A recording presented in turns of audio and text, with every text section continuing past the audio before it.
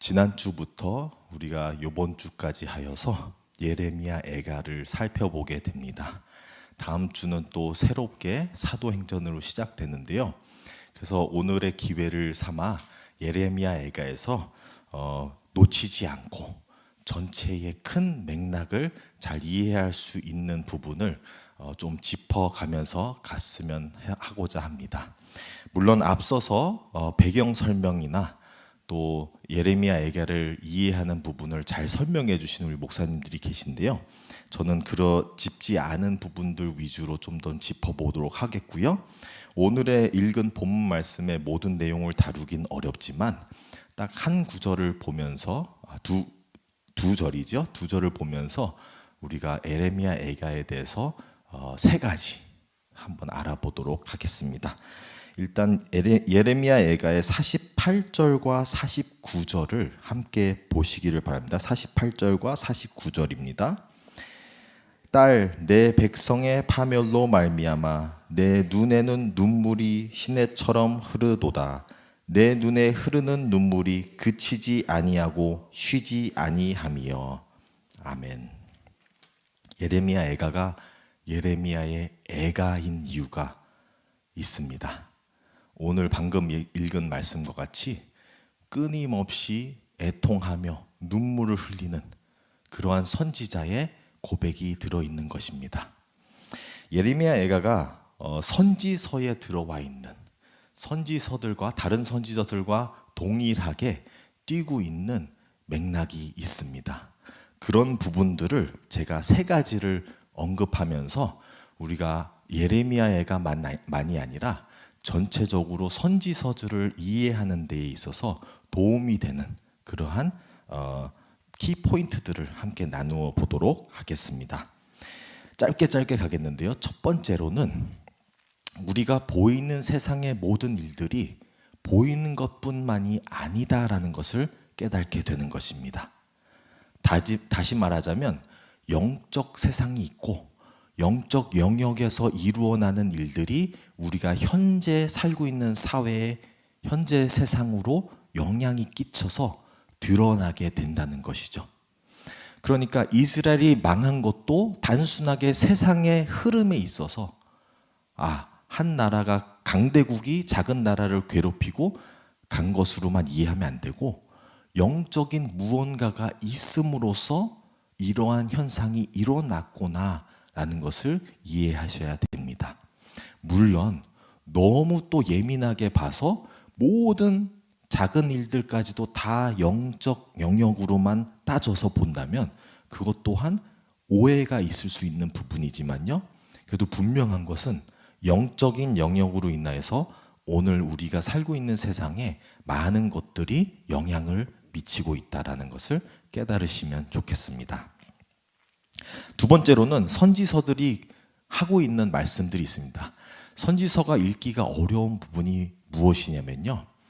우리가 흔히 싫은 소리 듣는 거 어려워하잖아요. 칭찬이야 언제나 들으면 좋아하는데 싫은 소리는 듣기가 힘듭니다. 그와 같이 선지서는 싫은 소리가 많이 들어있어요. 그래서 힘든 것입니다. 싫은 소리라고만 보기보단 하나님께서 경고와 심판에 대하여 예언을 해주시는 것이죠. 이런 식으로 계속하면 너희는 망하게 된다. 하나님의 뜻이 아니라 그 길로 가면 죄는 사망으로 가는 것이고 지금 짓고 있는 죄로 인하여선 그 길로 가게 되어 있다. 그러니까 돌아와라 하면서 경고의 말씀을 해주시고 있는 것입니다. 근데 그만큼 쓴 말씀인 거죠. 듣기 힘든 말씀이고. 근데 너무나 신기한 거는 하나님께서 이러한 쓴 말씀만 하지 않으세요. 모든 선지서를 보면요. 심판에 대해서 경고를 하지만 심판이 들이닥친 시기부터는 하나님께서 180도 돌아서 다른 메시지가 나와요. 무슨 메시지냐면 위로와 희망의 메시지를 주십니다. 그러니까 하나님께서는 채찍질만 하신다는 게 아니에요. 분명히 당근도 주시는 것이고 그 채찍은 우리가 자촉한 것이지만 구원은 하나님께서 해주시겠다라는 희망의 약속을 해주시는 것입니다. 그래서 선지서들은 다 쓴 말씀만 있는 것이 아니라 심판이 들이닥친 이후부터는 하나님께서 우리를 위로해 주시고 하나님의 희망을 꿈꾸게 해 주시는 것입니다. 그래서 우리는 희망을 잃지 않는 사람들, 언약의 사람들로 살아갔으면 좋겠습니다.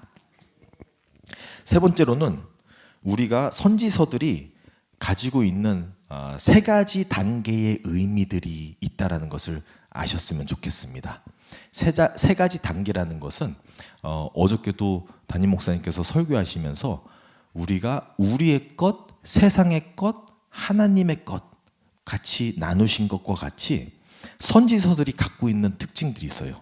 무엇이냐면 우리가 1차적으로 이 문헌을 읽었을 때에는 마치 예레미야라는 한 명, 개인이 혼자서 힘들어하는 모습으로 읽을 수도 있습니다.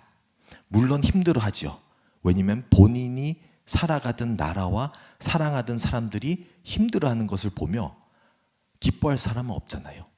그러니까 본인의 애통이 분명히 있다라는 것이에요. 모든 선지서는 1차적으로 선지자가 아프지 않는 사람이 없어요. 선지자 본인부터가 애통하는 것으로 시작이 되는 것입니다. 그러니까 개인의 개인적인 이야기로 기록이 되는 것은 당연한 일입니다. 두 번째 단계가 있는데요. 개인을 뛰어넘어서 국가적인 그러한 입장으로서의 기록이 되는 것입니다. 이것은 한 사람의 아픔이 아니라 한 나라의 아픔인 것이죠. 그러니까 한 나라가 아프다는 것을 그 개인도 느끼고 있다라는 것과 한 나라가 애통을 하고 있고 고난을 당하고 있고 그 나라가 그 아무 나라가 아니라 원래 하나님의 백성이었던 선택받은 민족, 이 사람들이 지금 고난을 당하고 있다. 그래서 개인의 이야기만이 아니라 국가적인 차원에서의 어려움을 또 기록으로 남기고 있다는 것을 깨달으시면 되겠습니다.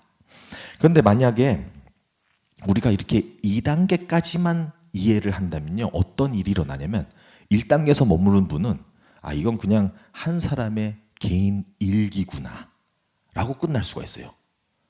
근데 2단계까지 가신 분은 뭐냐면 시대적 환경이 이러했구나, 그럼으로써 선지자도 힘들어했겠구나 라는 걸 깨닫게 돼요.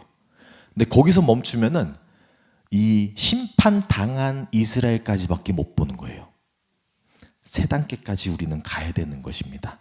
그 3단계는 뭐냐면 하나님의 이야기라는 것이죠. 이게 어떻게 해서 하나님의 이야기냐면 애통하고 있는 선지자뿐만 아니라 한 나라가 애통하고 있는데 하나님이 애통하신다는 걸 우리가 깨달아야 돼요. 이거는 마치 예를 들자면 어린아이가 아파하고 있어요. 그럼 그 어린아이가 더 아플까요? 아니면 그 어린아이의 부모님이 더 아플까요? 부모님이 더 아파요. 근데 그걸 어린아이가 알까요? 몰라요. 그 어린아이가 다 자라서 본인이 결혼하고 애를 가져보고 그 애가 아플 때까지는 몰라요. 그걸 본인이 겪었을 때의 부모님의 심정을 그때 깨닫는 거죠.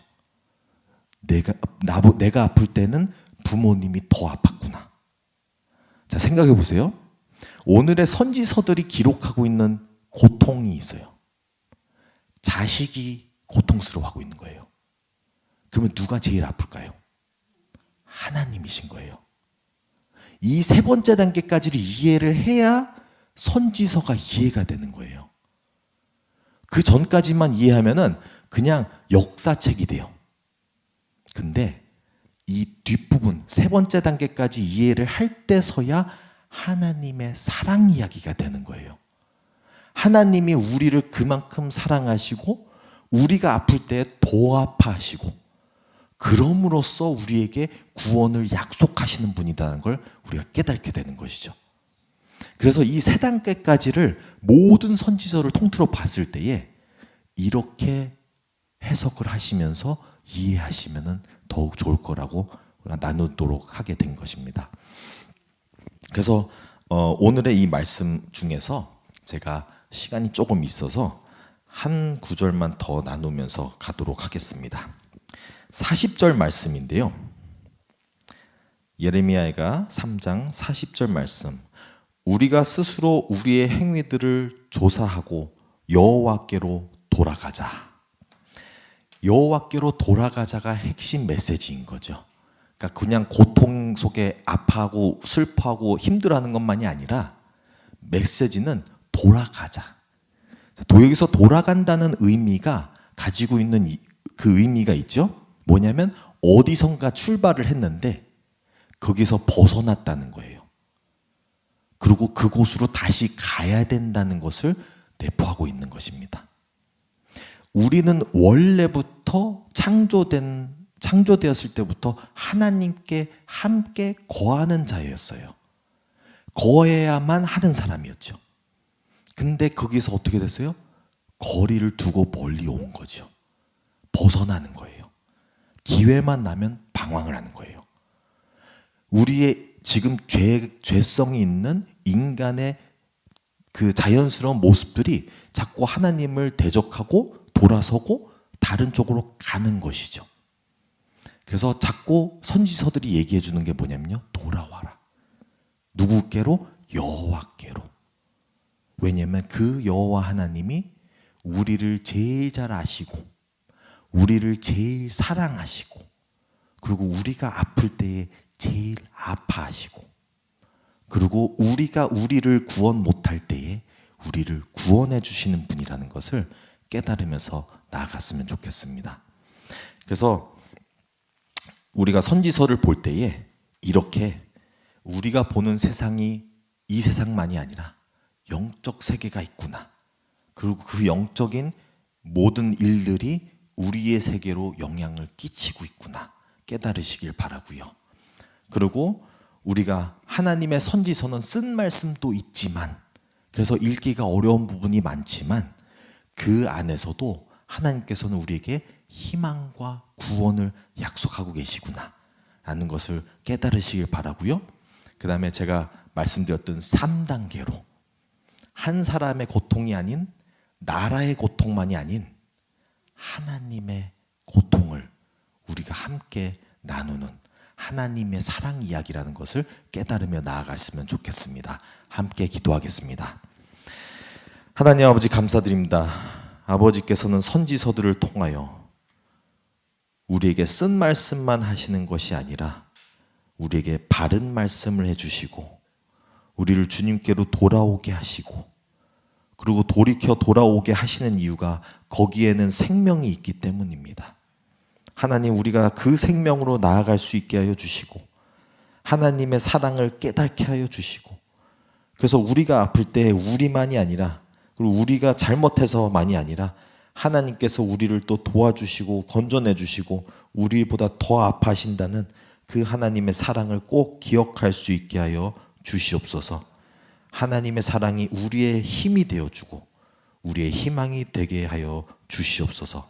감사드리며 예수님의 이름으로 기도드립니다. 아멘.